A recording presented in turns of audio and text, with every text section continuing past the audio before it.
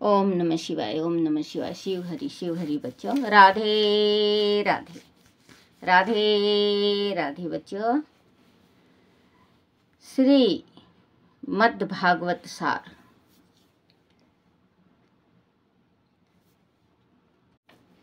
399। श्रद्धा ढूंढ होनी चाहिए, ढूंढ श्रद्धा ही फलदायक होती है। सबके साथ मंत्री ना हो तो कोई बात नहीं, किंतु किसी के साथ बैर मत करो। बैर 400 बच्चों, 400। सबके साथ मंत्री ना हो तो कोई बात नहीं, किंतु किसी के साथ बैर मत करो। बैर ना करना मंत्री करने के समान है। 401। मूर्ति में प्रेम रखो, मूर्ति में साक्षात इष्ट देव के दर्शन करो। 402। सब मंत्रों के आचार्य शिव हैं। शिव को गुरु मानकर मंत्र विद्या प्राप्त करनी चाहिए। वह देव के भी देव महादेव हैं। 403। जहाँ बैठे हैं वहीं भक्ति करना उत्तम है, व्यर्थ में भटकना नहीं। 404। दूसरों की निंदा सुनने से पाप लगता है, निंदा ना करें ना सुने। 405। जिसको अपेक्ष बच्चों किसी की निंदा सुननी नहीं चाहिए, ना करनी चाहिए। देखो, कहते हैं कि जैसे कर्म करेगा वैसा फल मिलेगा। जैसा वो कर रहे हैं उसके साथ है, अरे जैसे आप करोगे तो आपके साथ हैं। अगर हम कोई इंसान पाप कर रहा है और हम बीच में टोका टोकी कर देते हैं तो उसका पाप हम बटा लेते हैं,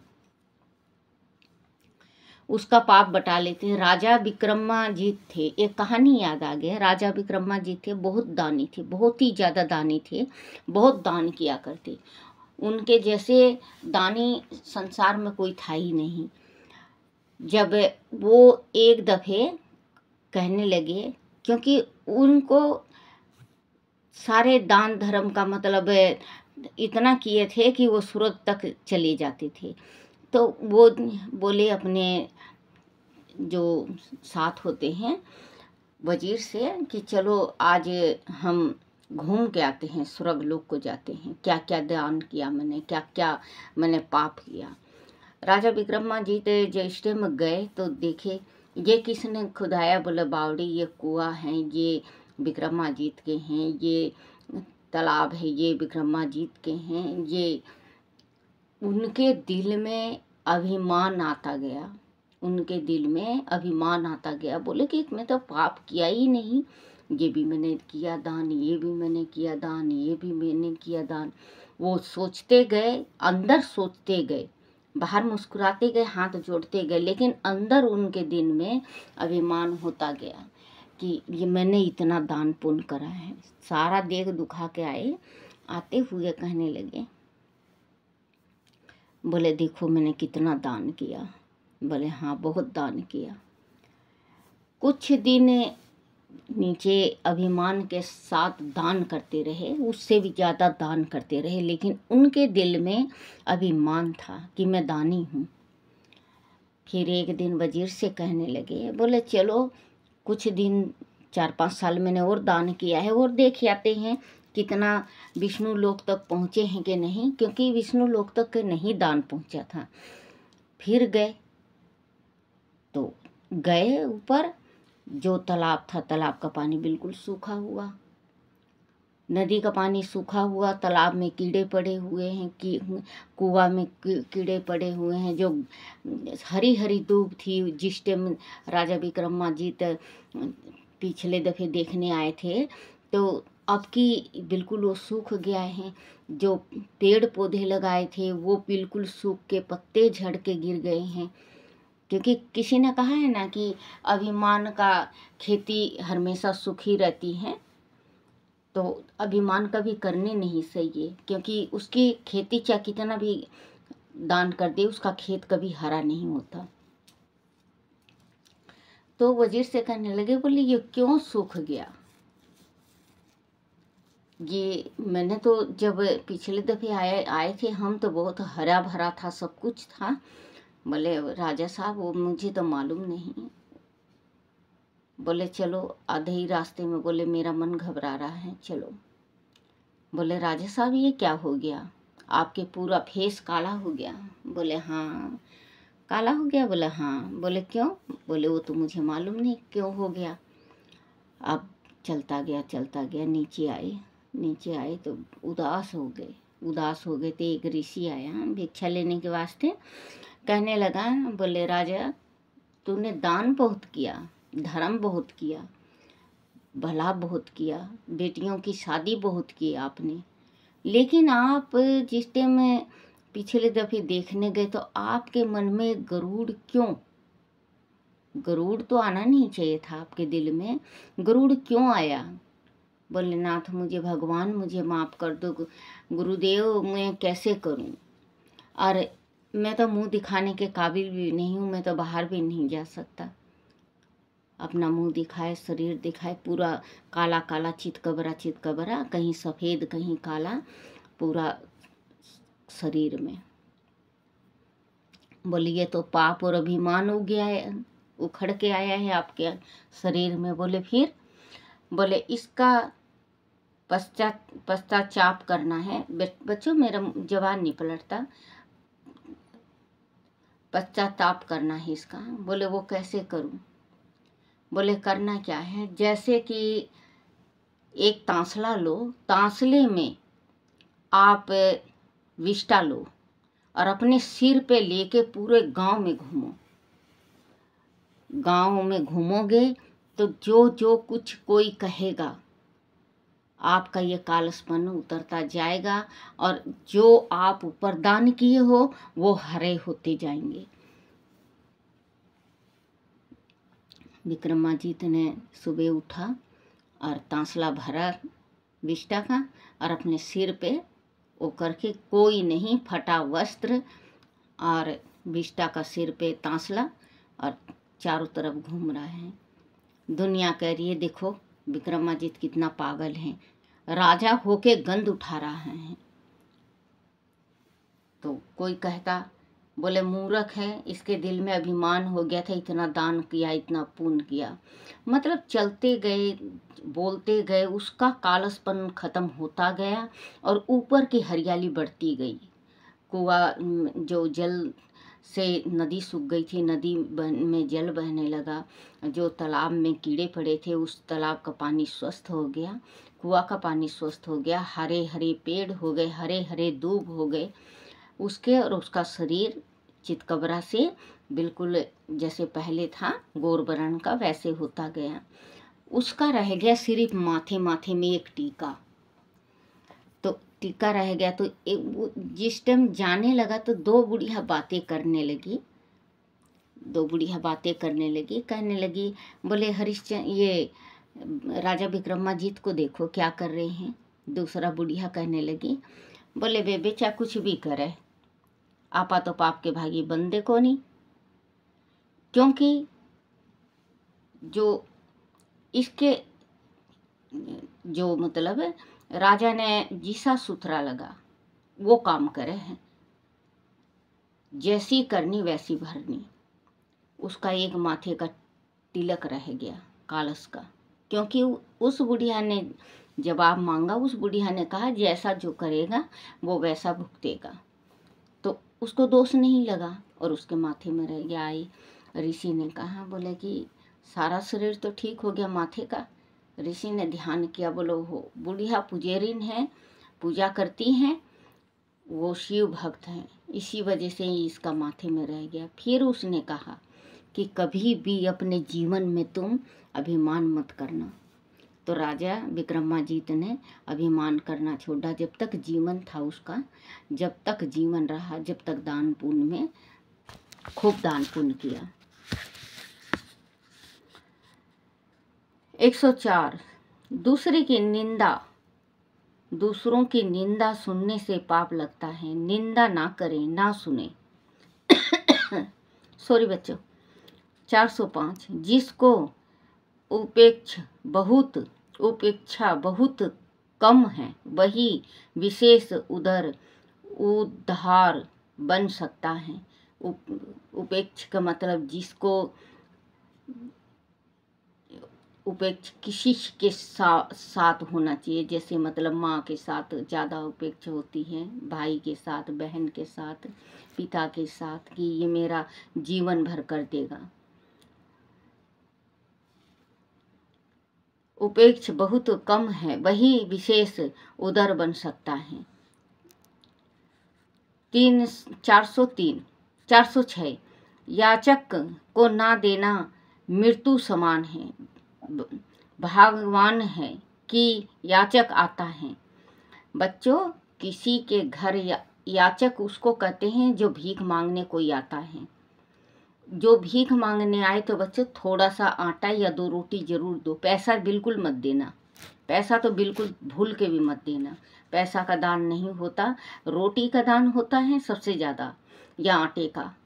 तो जैसे कोई जवाब दे देता है कि हमारे पास नहीं है। बच्चों, किस गृहस्थी में आटा नहीं होता? सभी के हाँ आटा और रोटी तो होती है। आटा रोटी जरूर याचक को देना चाहिए, उसको जवाब नहीं देना चाहिए, क्योंकि इसमें लिखा हुआ है 406 में याचक को ना देना मृत्यु के समान है। भगवान के ही याचक आता है, जो भगवान है उसी के यहाँ भिखारी आता है।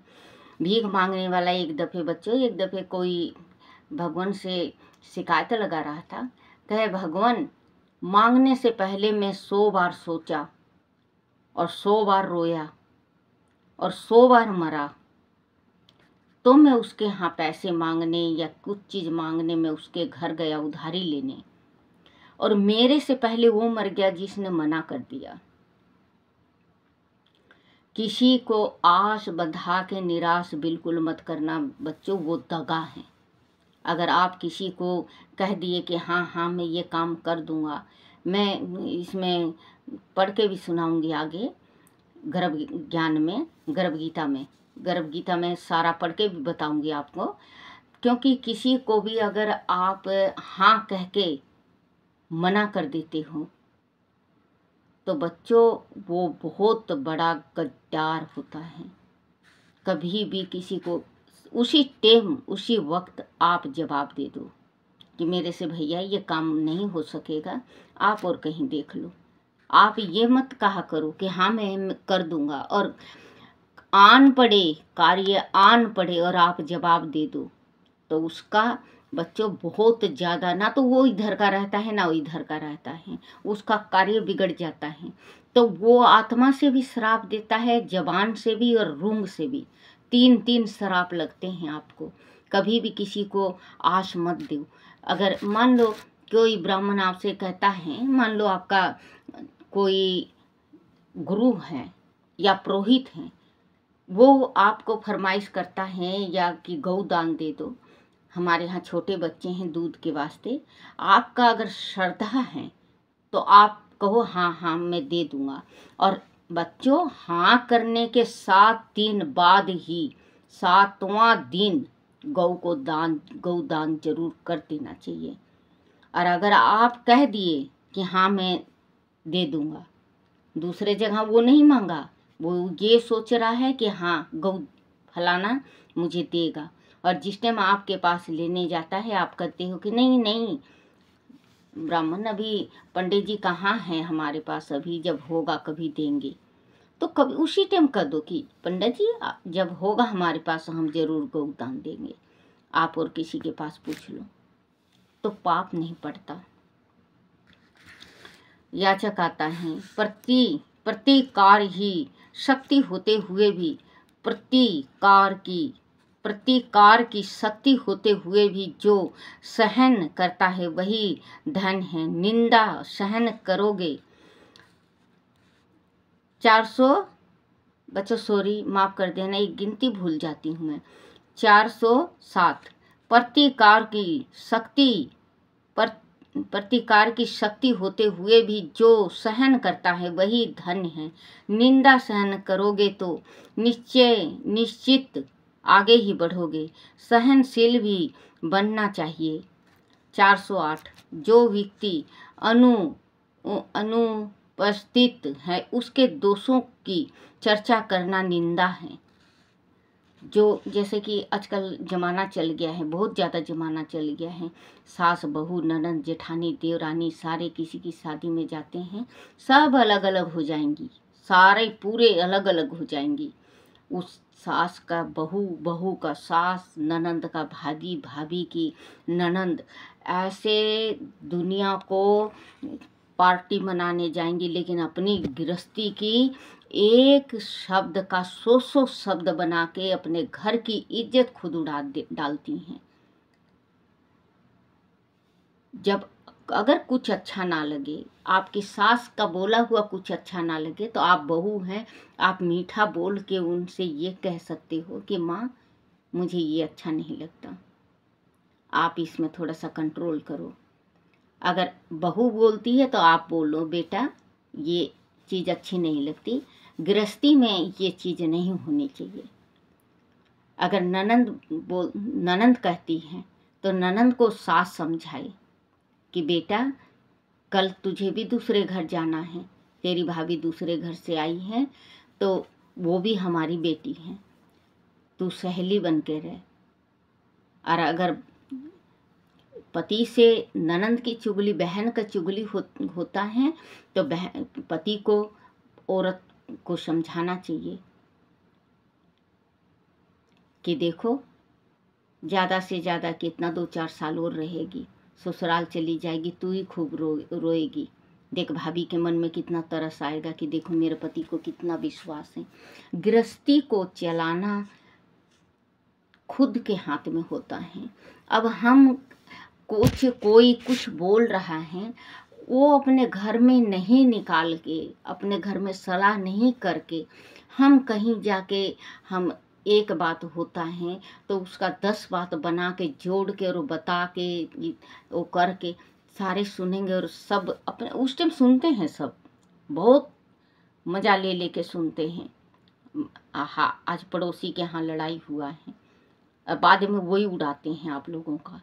आप लोगों को इतना पता नहीं चलता कि ये हमारी खिलियाँ उड़ रही हैं, ये हमारी इज्जतें उड़ रही हैं। एक गंदा काम करने से ही अपने खानदान का इज्जत नहीं उड़ता बच्चों। अगर अपने गृहस्थी की बात दूसरे के पास, दूसरे के कानों में जाता है तो अपने घर की इज्जत जाती है। आप पार्टी करने गए हो, सारे इकट्ठे खाओ पियो, दूसरा कोई भी अगर देखता है तो यही कहेगा देखो फलाने का घर 10 औरतें आई थी, उनमें थोड़ा सा भी मैं नहीं था, अरे एक हमारा घर है, तुम लोग 2 औरतें रह के और अपना गृहस्थी नहीं बसा सकती, देखो फलाने का कितना कंट्रोल की हुई है उसकी सास। क्योंकि सास की बड़ाई होती है।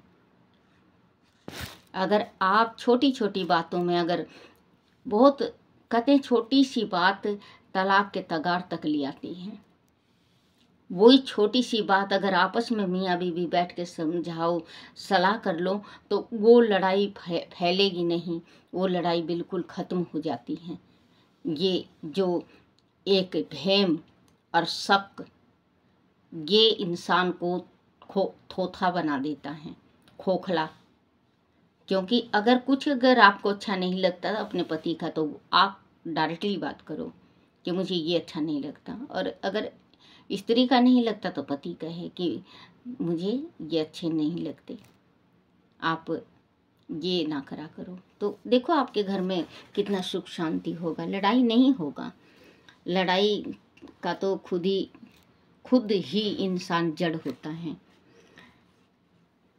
408 जो व्यक्ति अनुपस्थित है उसके दोषों की चर्चा करना निंदा है। 409 भूतकाल का विचार करने वाले पर भूत सवार हैं, ऐसे मानना। 410 मन में जब तक जड़ पदार्थ एवं अन्य जीव आते हैं तब तक भगवान वहाँ नहीं आते। मन में जब तक जड़ पदार्थ यम अन्य जीव आते हैं तब तक भगवान वहाँ नहीं आते।